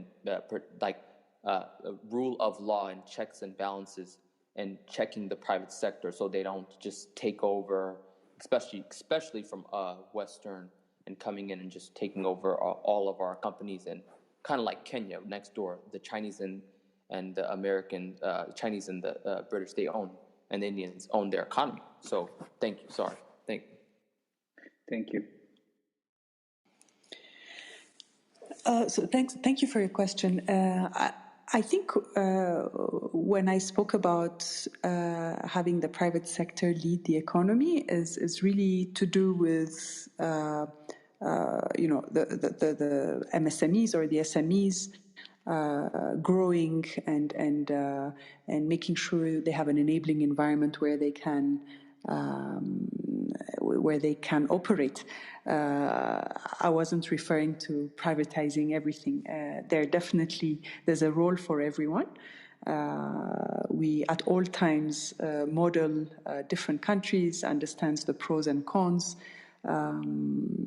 One of the platforms, for example, I was referring to, which is the digital ID, is done by the government, and we're doing it in such a way that even for us to make sure that people feel safe and protected, we have privacy laws, we have privacy actually embedded in the type of technologies that we choose. But I think I was not referring to trying to privatize everything. I agree that in an economy, everybody has to have their own role, and the foundational systems that I was referring to when I was talking about Digital Ethiopia, most are foundational systems that are driven by government with the contribution of the private sector to have a healthy economy. I hope that answers your question. So, Punias, please go ahead. Okay, thank you. በጣም አመሰግናለሁ። ያለኝ ጥያቄ ላይክ ለኢንዲቪጁዋል ወይ ኢንተርፕሬነሮች ላይክ ምን አይነት ኦፖርቹኒቲ እና ፕላትፎርም ነው ፕሮቫይድ የምታደርጉት? አሁን ለምሳሌ ቅድም ሲነሳ ሰምቻለሁ ጀስት የኦፊስ ሾችም አሉ ምናምን እና ከእናንተ ጋር ኢንተራክት ለማድረግ ቢሞክር ከኢንስቲትዩት ጋር ማድረግ ማለቴ ነው ላይክ በምን ወይ ነው ማግኘት የሚቻለው? ለምሳሌ ይሄኛውን ፖድካስት ራሱ ማግኘት የቻልኩት ጀስት ሊንክድ ላይ ፕሮዝ በማድረግበት ጊዜ ነው እና ከገቨርንመንት ጋር ምን አይነት ኢንተራክሽን አለ? አሁን በተቀረው ዓለም ኦልሬዲ እንደዚህ አይነት ቢዝነሶች እየሄዱ ነው። ስለዚህ እነዛን ፕላትፎርሞች ተከትሎ ጀስት ኢንተርፕሬነሮች የአይዲያቸውን ኢምፕሊመንት ማድረግ ይችላሉ። ግን በእኛ አገር ላይ ምን እየተካሄደ ነው በእንደዚህ አይነት ኮንዲሽን? እና በተጨማሪ የባንኪንግ ሲስተሙ ምን አይነት ኢፌክት አለው አሁን በዲጂታል ማርኬቱ ላይ? እና ኔጌቲቭ ነው ወይስ ፖዚቲቭ? እና ኔጌቲቭ ሆነ ምን አይነት ስራዎች እየተሰሩ ነው? እና በተጨማሪ ጀስት ኮሜንት ማድረግ የሚፈልገው ሚዲያ ላይ ላይክ ባለው የኢኮኖሚ አድቫንቴጅ ያህል ፕሮሞት እየተደረገ አይደለም ዲጂታል ማርኬቲንግ። አይ ቲንክ የተወሰነ ጊዜ ይመስለኛል ሚሪያም እና ገቨርንመንት ስቴት ሚዲያ ላይ ያየሁት እና እንደዚህ አይነት ነገር ላይ ፑሽ ለማድረግ ታስቦ ማለት ነው። አመሰግናለሁ። So in terms of platform, Sophonias, for entrepreneurs, depending ምን ሴክተር ላይ እንዳለ አላወኩም። አይቲ ላይ ከሆንክ ያው ከላይን ሚኒስትሪው ጋር ኢንተራክት ማድረግ ትችላለህ። አይ ቲንክ አሶሲዬሽኖቹም አሉ። የአይሲቲ አሶሲዬሽን አለ፣ አሁን የዲጂታል ትራንስፎርሜሽን አሶሲዬሽን አለ። So there are a couple of associations that have been created. And in general, the entrepreneur, የክህሎትና ስራ ሚኒስቴር መስሪያ ቤት አለ። ከአንትረፕረነሮቹ ጋር በጣም ብዙ ስራ እየሰሩ ነው። I can check on which ውጭ ከሆንክ ማለት ነው። I can check which platform is the best for you to follow. ማወቅ ከፈለክ what's happening for entrepreneurs የሚለው IT ላይ ነው። ኦኬ IT ላይ ከሆንክ የኢኖቬሽንና ቴክኖሎጂ ሚኒስቴር መስሪያ ቤት የዲጂታል ላይን ስቴት ሚኒስተር አሉ። actually አሁን ኦክቶበር ላይ ነው እንደ አዲስ የተጀመረው። So I think there's going to be quite a lot of platform on በተለይ ለሴክተሩ on how to promote the sector, how to boost the sector. ሴክተሩ እንዴት ማደግ እንደሚችል you're going to see more and more communication around that. ከመንግስትም ግን ከአሶሲዬሽኖቹም ጭምር actually የዛሬ 2 ሳምንት 3 አሶሲዬሽን ጋር ከ3 አሶሲዬሽን ጋር ተፈራርሟል ሚንት። So I hope እነዚህ አሶሲዬሽን ጠንቅሮ እናንተም መሳብ እንዲችሉ አቅማቸው ያሳድጋሉ ብዬ አስባለሁ። ኦኬ ሶ እና የባንኪንግ ሲስተሙ ላይክ ምን ያህል አፌክት አድርጎት ነው በዛው? You mean digital እንዴት አፌክት እንዳደረገው? ያለው ላይክ አጋዥን የሚያግዝ ነገር ነው ወይስ ጀስት ስቲል ከሌላው ሲነጻጸር ትንሽ ወደ ኋላ የቀረ ነገር? Oh no, I think the banking sector በጣም transform አድርጓል actually when digital payment was introduced. በተለይ again በኮቪድ ጊዜ a lot of efforts have been done. financial inclusion I think 35% በአንዴ ወደ 45% ገባል። So going digital in the financial sector has been extremely useful and successful. ሶሪ ትንሽ ለማብራራት ሷል አሁን ለምሳሌ ቀደም ስታነሻገሩ ፕላትፎርሞች አሁን እንደ ሬድ አይነቶች ላይክ ስቲል ፔመንት የሚፈጸመው ሃንድ ኦን ካሽ ነገር ነው እና ላይክ ዲጂታል ማርኬቱ ላይ ዲጂታል ፔመንቶች ሞር እየተካተቱ ያሉት እዚህ ላይ በባንኪንግ ሴክተሩ ነገር ነው ወይስ ጀስት በሶሳይቲው የግንዛቤ ማነስ ነው ለማለት ነው? It's really financial inclusion. You know, financial inclusion actually አንዱ የዲጂታል አይዲ ችግር ስላለ የአይዲ ችግር in general KYC አስቸጋሪ ስለሆነ there's a low financial inclusion. እንዳልኩህ የዛሬ 3 ዓመት the last survey that was done was 35%. አሁን በቅርብ ወደ 44 ወይ 45% ገብቷል። Most transactions are done in cash. But እያደገ ነው. I think the digital ID will have a big contribution to that. Thank you, Sophonius. Derek, please go ahead. Okay, እናመሰግናለን ይህን ፕላትፎርም ስላዘጋጀህም ይሄን ነው። ሚሪያምም ካለሽ የተጣበበ ጊዜ ተገኝተሽ ይሄን እድል ሰጥተሽ ዲስከስ ስለምታደርጊ በጣም እናመሰግናለን. For whatever affiliations or points we have with the government. Again, I respect that. So I have few questions.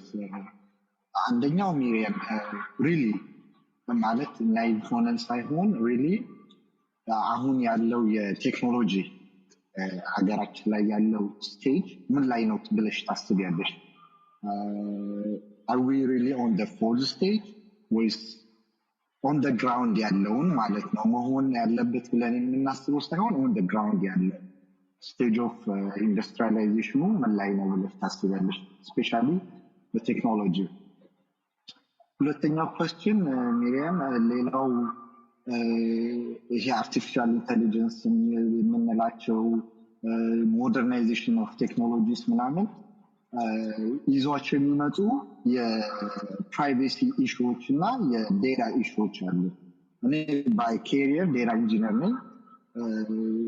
my concern is there any government body or any entity that monitors የሰዎችን data privacy protection እና sharing ያን ሞኒተር የሚያደርግና accountable የሆነ ፖሊሲዎችን ፕሮሲጀሮችን እያወጣ ኮንትሮል የሚያደርግ ባዲ አለ ወይ? አመሰግናለሁ ለጥያቄዎች። I think ሁለቱም ተፍጠይቆኛል already. At what stage are we really at? እኔ አሁን እንደ ኢንቨስትመንት ካየነው like greenfield brownfield ምናምን የሚባል ነገር አለ. I would say we are at greenfield. ግን one thing I can tell you is the mindset is there. ፍላጎቱም ድራይቭም አለ, which is the major step. ስለ ዲጂታል ስለ ዲጂታላይዜሽን በጣም እየተወራ ነው, በጣም አዶፕት እየተደረገ ነው, so understand እያደረገው እየመጣ ነው, and I think that's a major progress. ሌላ እንዳልኩት like ቴሌኮም ላይ በጣም ፕሮግረስ አለ, ፓወር ላይ ፕሮግረስ አለ, and ሴክተሩ we're trying to see how to make it stronger. መሰረታዊ ፕላትፎርሞች እየተገነቡ ነው, so we can really leapfrog and make progress, and a lot of progress in a very short period of time. ብዬ አስባለሁ.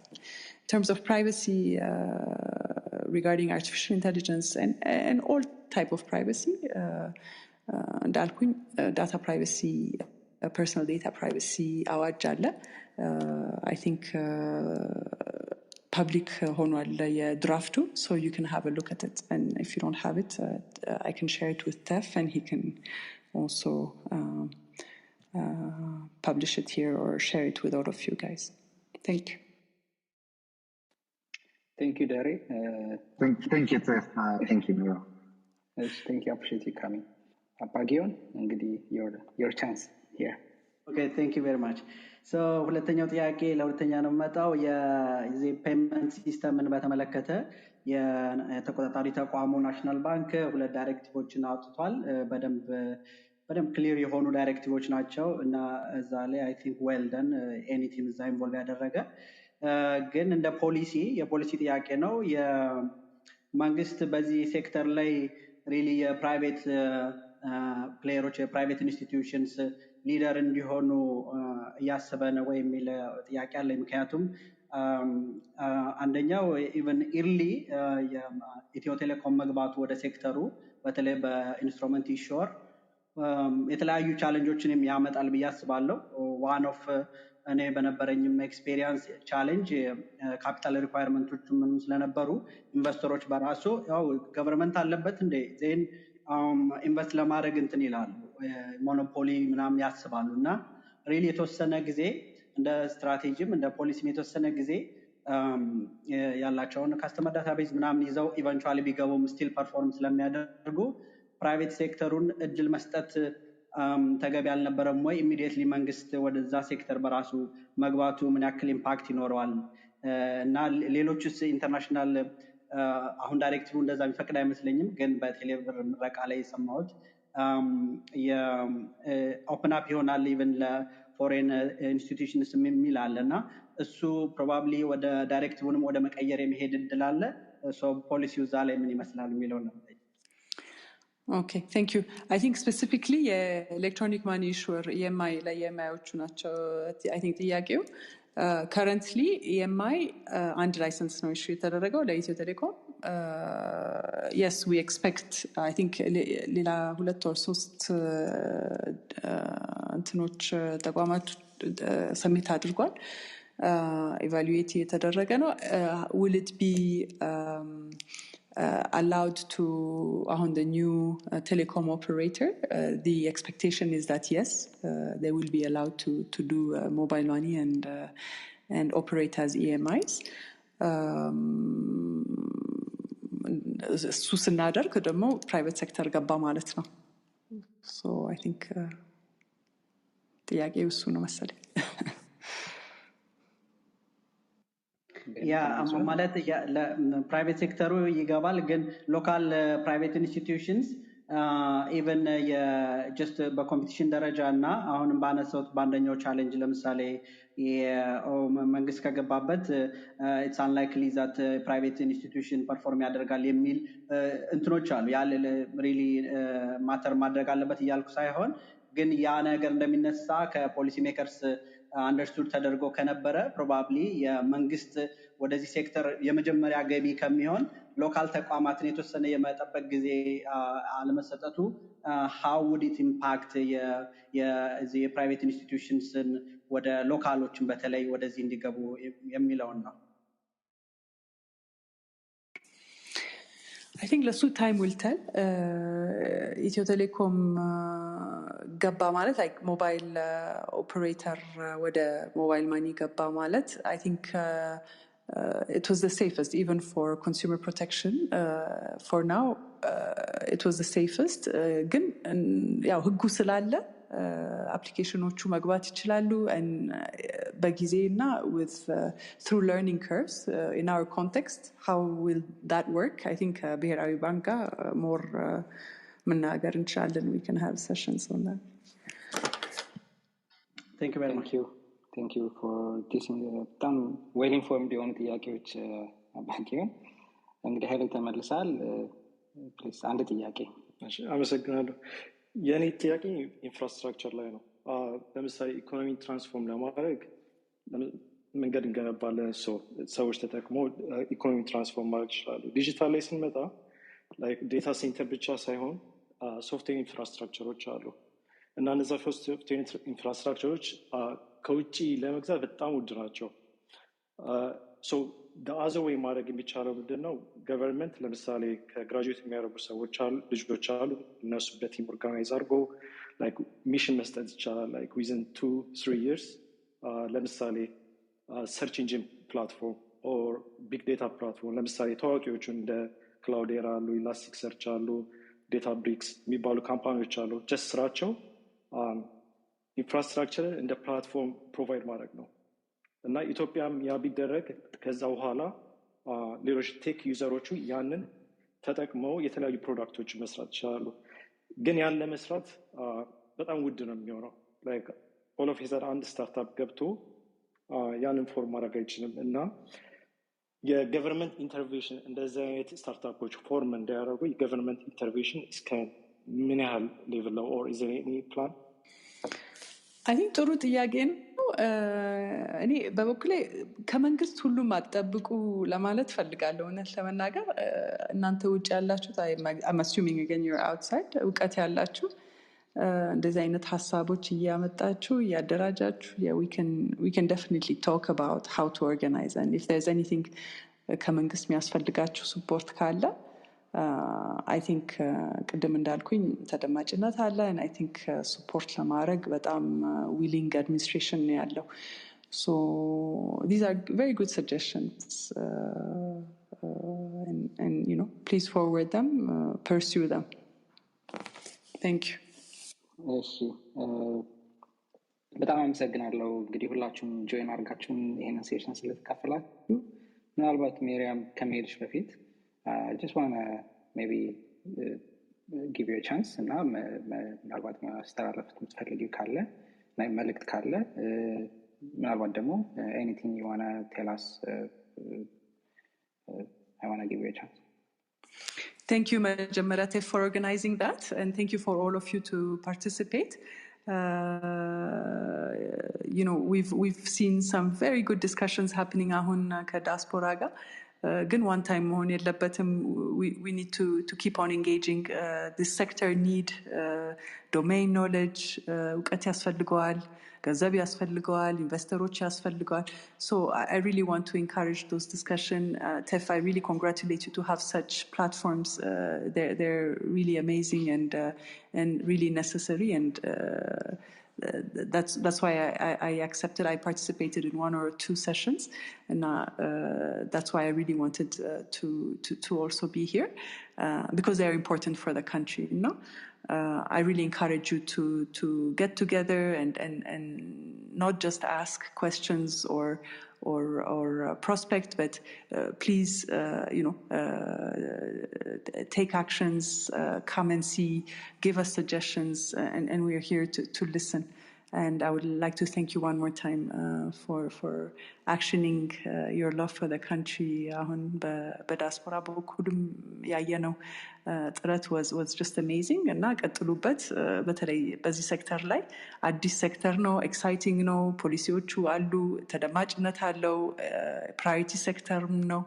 So I really want to encourage you to put all your efforts in making this progress and ከናንተ በላይ ማንም አቅም እንደዚህ አይነት ኢኒሺቲቮች በጣም ትልቅ ኢምፓክት እንደሚኖረው on our development agenda. Thank you very much, Steph. በጣም አመሰግናለሁ። I know it was በጣም ደጋግሜ ብያለሁ. It was an honor to have you. በጣም በብዙ እንግዲህ ትላንትና ነበር ያሰብነው ምን ያህል የተጨናነቀ ስኬጁል እንዳለሽ አውቃለሁ። በጣም አመሰግናለሁ ደግሞ በጣም for your kind word አሁን ለተናገርሽው I am grateful for that። በጣም ካሁን በኋላ እንግዲህ ሳምንት ሙሉ ምተኛ አይመስለኝም በደስታ። It's a very an honor በቃ ይሄንን መስማት ራሱ ከዚህ ሴክተር ላይ ካለ ሰው በጣም እጅግ አድርጌ አመሰግናለሁ። እንግዲህ we will continue to have this conversation continuously በዚህ ክለብ ውስጥ። እጅግ አድርጌ አመሰግናለሁ ሁላችሁንም። ሜሪያም thank you so much። Thank you አመሰግናለሁ። መልካም ምሽት ለሁላችሁ። እሺ ቻው። Bye.